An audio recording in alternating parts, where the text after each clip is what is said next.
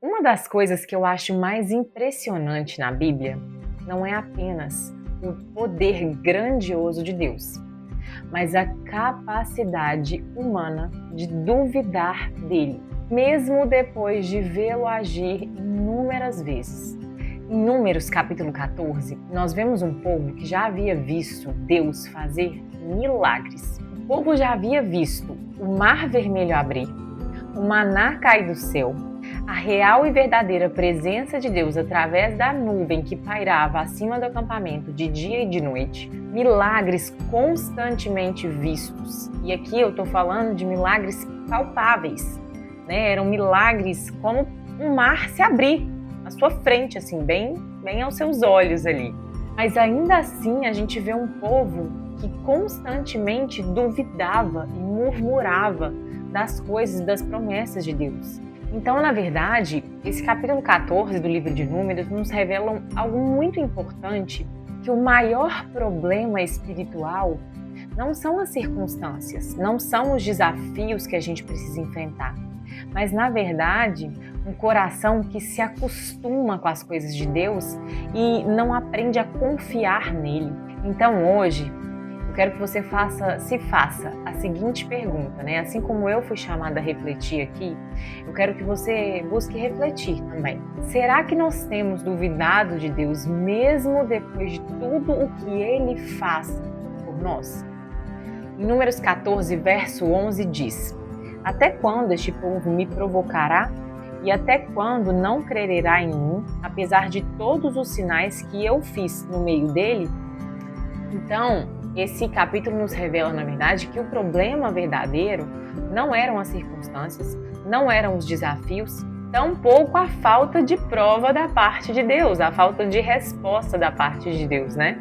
Porque Deus estava ali constantemente respondendo ao povo e dando provas da existência dele, provas reais e verdadeiras.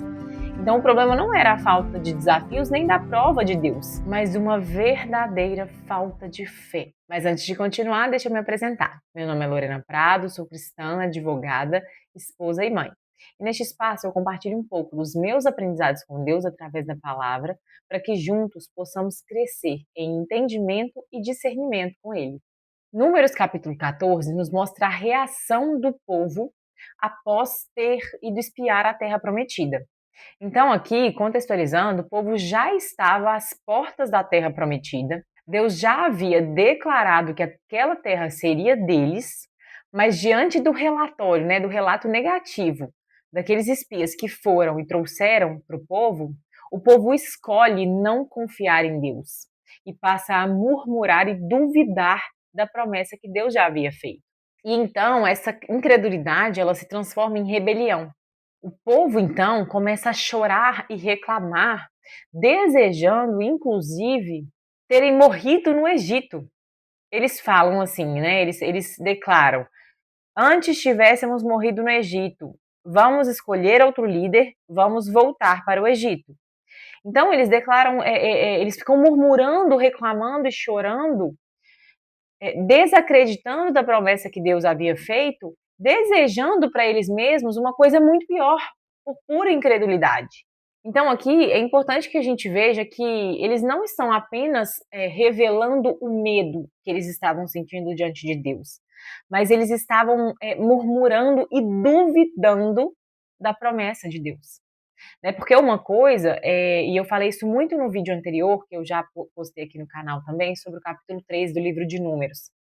Uma coisa é nós sentirmos medo, né? Esses sentimentos, eles são genuínos e fazem parte da nossa humanidade, né? Deus nos constituiu, nos fez seres humanos com sentimentos. Então a gente sente medo, a gente sente raiva, a gente sente inveja, a gente tem esses sentimentos ruins.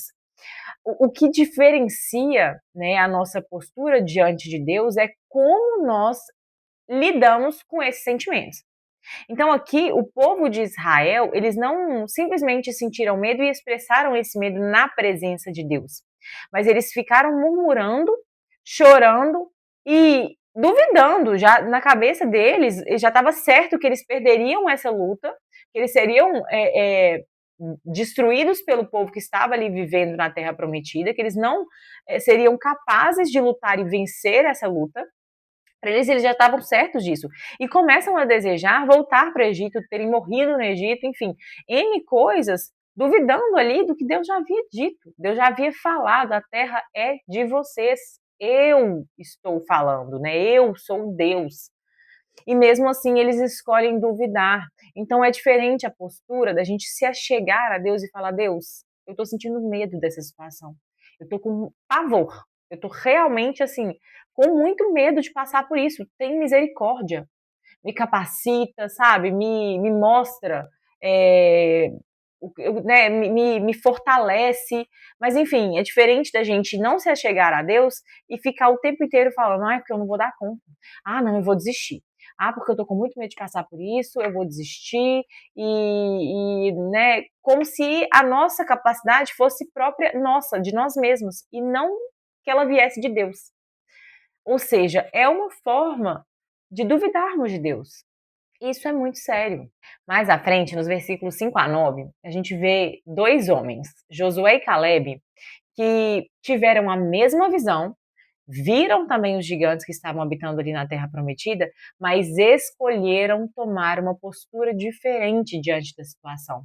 E ao invés de duvidar e murmurar, escolheram olhar para Deus, para a promessa que Deus já havia feito e declarar que a terra seria deles, independente das circunstâncias, independente dos gigantes, independente das batalhas que eles teriam que travar ali. Eles já eram vencedores. Então, eles vêm lembrando ao povo uma coisa simples: Deus é conosco, não importa o resto, sabe? Pode ter o gigante que for, né? Eu posso ser o menor de todos, eu posso ser um anão. Deus é conosco. Então é certo, não tem outro caminho, né? E essa deve ser a nossa visão, porque se nós pararmos para analisar, duvidar de Deus não é uma emoção, não é um sentimento. O medo que nós sentimos diante das circunstâncias é uma emoção, é um sentimento. Mas a consequência desse medo é o que vai nos dizer. Então, o duvidar de Deus a partir do medo que eu sinto, isso já é incredulidade. E isso já é rebeldia. A Bíblia nos fala que eles foram considerados ali rebeldes, né? O que eles estavam fazendo era uma rebelião contra Deus. A partir do momento em que começaram a murmurar e duvidar do que Deus já havia falado, né? Ou seja, é uma postura de desobediência. Não é um sentimento, não é uma emoção. Não se enganem. Então, quando nós sentimos medo, ok, mas o que nós fazemos desse medo a partir disso, né? Duvidamos de Deus? Então a nossa postura já está sendo de desobediência para com ele. E a gente precisa, é necessário que a gente vigie isso, né? E não se condene, não se culpe por sentir esse medo. Isso é humano, é genuíno, né? Não tem problema, assim. É lógico que você tem que se achegar a Deus e expressar isso, esse sentimento que você está sentindo e pedir, né, perdão, misericórdia, mas faz parte, Deus sabe, é Ele que nos fez assim, né, cheios de sentimentos e enfim. O que não aquilo que Deus espera de nós é essa postura de duvidar dele, né, de se voltar contra ele no momento em que sentimos medo, em que somos confrontados pelo nosso próprio medo. E aí, mais adiante, a gente vê Caleb e Josué trazendo um relato positivo, encorajando, né, ou tentando encorajar o povo de Israel a seguir, porque a terra já havia sido prometida por Deus. Mas o povo, diante da postura de Josué e Caleb, escolhe apedrejá-los, né? Eles desejam apedrejá-los, ou seja, eles não só duvidaram, mas eles tomaram uma escolha consciente de se voltar contra. Né? Então veja que a partir do momento em que Josué e Caleb trazem um relato positivo, eles poderiam ter refletido e pensado, eles têm razão, né? Peraí, deixa eu voltar os meus olhos, deixa eu ver por outro ângulo. Eles têm razão. O que eu estou deixando, né? Feito essa autorreflexão, no sentido de entender que o que eles estavam fazendo era reflexo do medo que eles estavam sentindo. E então escolher conscientemente voltar os olhos para a promessa que Deus havia feito. Só que nesse momento, mesmo diante de um relato positivo ali, eles escolhem conscientemente se voltar contra Deus, né? Eles desejam, a palavra fala que eles desejam apedrejar Josué e Caleb. Ou seja, eles estavam totalmente cegos, estavam completamente cegos por esse medo, né? E sem fé. Mais à frente, nos versos 11 a 19, a gente vê, e esse versículo especialmente me chama muita atenção, porque a gente vê, é quase que Deus triste. Assim, eu quando eu leio, eu sinto um Deus triste com a postura, diante da postura do povo, né? Ele pergunta, até quando não crerão em mim? É como se ele tivesse assim cansado, sabe, assim, é a minha sensação, tá, gente? Isso aqui é uma leitura pessoal, e eu sinto isso quando eu leio o versículo, como se Deus estivesse falando: "Nossa, eu já fiz tanto por esse povo, sabe? Eu já me dediquei tanto por esse povo, e eles continuam duvidando de mim. Até quando não crerão em mim? Né? O que eu preciso mais fazer para que vocês creiam em mim?" E eu não vejo essa situação que aconteceu lá no deserto, antes da vinda de Cristo, muito antes da vinda de Cristo, eu não vejo essa situação ser em nada diferente dos nossos dias de hoje, do que a gente vive atualmente. Eu vejo assim um povo incrédulo, mesmo diante de maravilhas, e eu tô me incluindo nisso, tá? Eu tô principalmente a mim mesma, eu faço essa autorreflexão e vejo o tanto que eu consigo deixar com que o meu medo fale muitas vezes mais alto nas circunstâncias, porque a minha fé está fraca, né? Porque eu tô com dificuldades mesmo de olhar para o céu, para o alto e crer na palavra de Deus, mesmo diante dos inúmeros milagres diários que ele faz na minha vida, né? Então, lá atrás, a situação era, aspas, né, mais visível, porque os milagres eram muito palpáveis. Mas bem que nem assim, né? Eu tô aqui falando, mas assim, nem assim, né? A gente olha hoje, lê a palavra e acha que antes era mais visível, mas na verdade o povo estava ali com os milagres escancarados e agindo da mesma forma que nós hoje. Assim como eu vejo, né? Eu me vejo em algumas situações.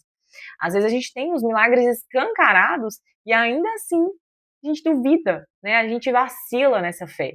E então a palavra mostra de novo Moisés intercedendo por esse povo, né? Ressaltando ali um caráter misericordioso de Deus, né? Primeiro ressaltando o caráter de Moisés, né? Que nós já falamos muito aqui em outro vídeo também do canal, que Moisés foi considerado o homem mais paciente e humilde e manso de coração da Bíblia, assim. E, e mostra, né, revela para nós o caráter de Moisés, que intercede por esse povo novamente.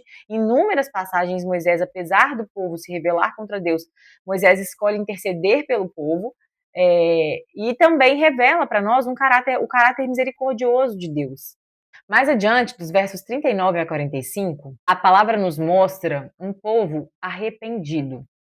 Só que é um arrependimento tardio, né? Foi dado a eles inúmeras oportunidades de um arrependimento genuíno e inúmeros momentos ali no deserto. E em todos eles escolhem murmurar, reclamar, se voltar contra Deus. E aqui de novo, né? E aí depois que Moisés intercede por eles se arrependem e tentam subir para conquistar a terra prometida. Só que de novo, em desobediência a Deus, né? E Moisés ainda tenta avisar: olha, não vão, Deus não está com vocês, vocês vão perder essa guerra. E ainda assim, eles desobedecem, sobem para conquistar a terra prometida, arrependidos. E o que acontece? Eles são devorados, destruídos pelo povo inimigo. E aqui nos chama a atenção para uma coisa muito importante, que é um pouco dura também, né? A desobediência, aliás, a obediência tardia, é, no momento errado, ela ainda é desobediência. Então, desse capítulo, a gente pode tirar algumas aplicações espirituais. E a primeira delas, e que mais me chamou a atenção, é que Deus se entristece com a nossa incredulidade, né? E aí, se você pensar na grandeza de Deus, né? Deus é soberano, magnífico, e quando você pensa nessa grandeza e pensa que esse Deus enorme se entristece com a incredulidade, com a minha incredulidade, né? Um ser humaninho ali vivendo entre tantos outros. Isso é maravilhoso demais, sabe? É eu pensar o tanto que Deus se importa a ponto de se entristecer com a incredulidade do meu coração. E aí, isso me traz uma responsabilidade por amor a Deus, porque eu não quero entristecer o meu Deus, né? Eu não quero que ele fique triste comigo. Então me traz essa responsabilidade e esse desejo de obedecê-lo cada vez mais, por amor a ele.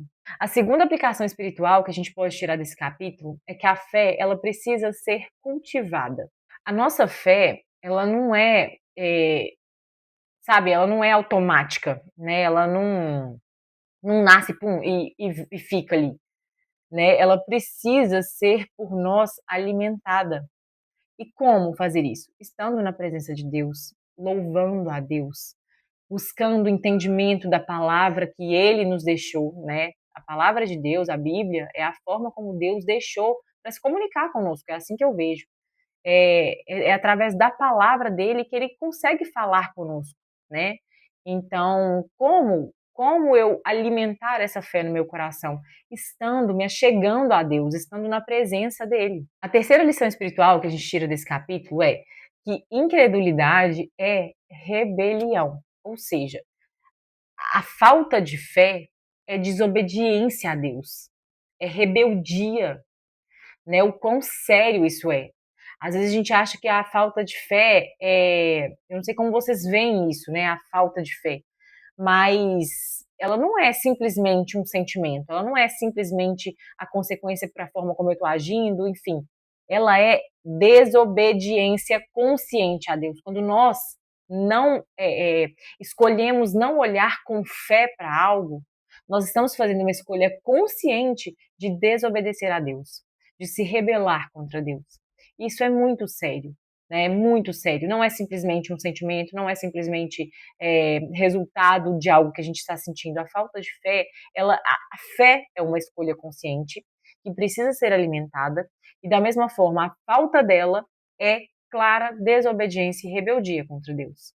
A quarta lição espiritual que a gente tira, e que eu falei muito aqui, é que a nossa fé, ela é alimentada na presença e com a presença de Deus.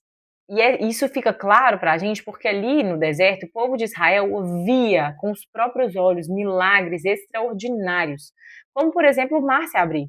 Né? Eram milagres grandiosos, mas ainda assim o povo duvidou, porque a nossa fé não depende das circunstâncias, não depende de prova constante da parte de Deus. A nossa fé só depende de nós mesmos, depende daquilo que nós fazemos em prol de cultivar e aumentar, lapidar a nossa fé, né? Buscando Deus, buscando estar na presença dele, buscando estudar a palavra dele, buscando se achegar a Deus mesmo, né? Porque aí não importa a quantidade de milagres que ele faça na sua vida, a quantidade de respostas que ele te dê na sua vida, se você não alimentar essa fé diariamente, você vai duvidar. Né? E o próprio exemplo do povo lá de Israel no deserto é um exemplo disso, é um exemplo muito claro. Então, vigie o seu coração, alimente diariamente essa fé. A quinta lição espiritual que a gente tira desse capítulo é que Deus busca corações que verdadeiramente confiam nele, e Deus se agrada disso, né? Deus teve Josué e Caleb ali, que foram os únicos que voltaram da Terra Prometida com um relato positivo, escolhendo olhar para a promessa de Deus e não para o medo, porque eles escolheram confiar na promessa de Deus acima das circunstâncias. Então, o que esse capítulo falou muito ao meu coração, eu senti assim um chamado de Deus me chamando para não acostumar com os milagres que ele faz na minha vida e lapidar essa fé no meu coração.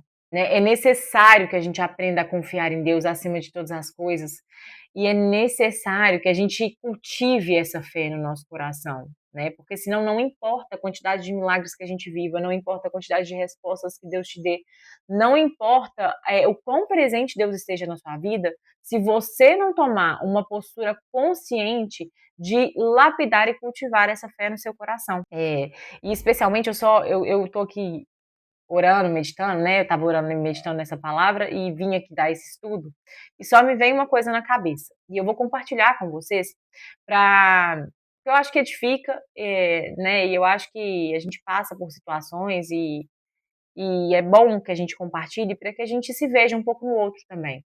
Especialmente essa semana, eu vou dar pela primeira vez, eu estou fazendo parte de um grupo de oração e a gente está acompanhando algumas mulheres da nossa igreja.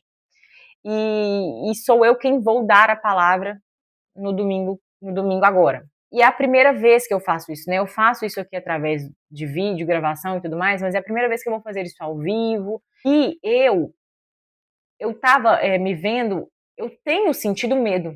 Eu sou uma pessoa que tem muita dificuldade de falar em público. E eu vou, né? Eu fui chamada a fazer isso e particularmente eu tenho sentido medo.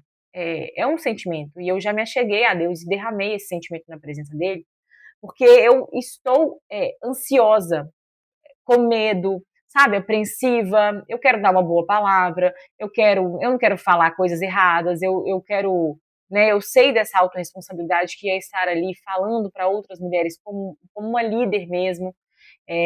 Então isso tem me trazido um medo, um receio. E, e eu tô apreensiva, sabe? Só que aí eu me peguei essa semana toda falando, gente, eu não vou dar essa palavra, eu vou pedir para outra pessoa fazer isso no meu lugar, eu não tô confortável e tudo mais o tempo todo. E aí, quando eu fui dar esse estudo aqui, ler essa passagem, eu falei, gente, eu tô escolhendo olhar pro meu medo, né? Eu tô escolhendo olhar para minha apreensão e para minha ansiedade, ou seja, eu estou duvidando do que Deus vai fazer. E é Ele quem vai fazer, é Ele quem vai me usar, é o Espírito Santo que vai falar através da minha boca. Eu sou só um mero instrumento. E é Deus, principalmente, quem vai me capacitar para estar ali fazendo isso.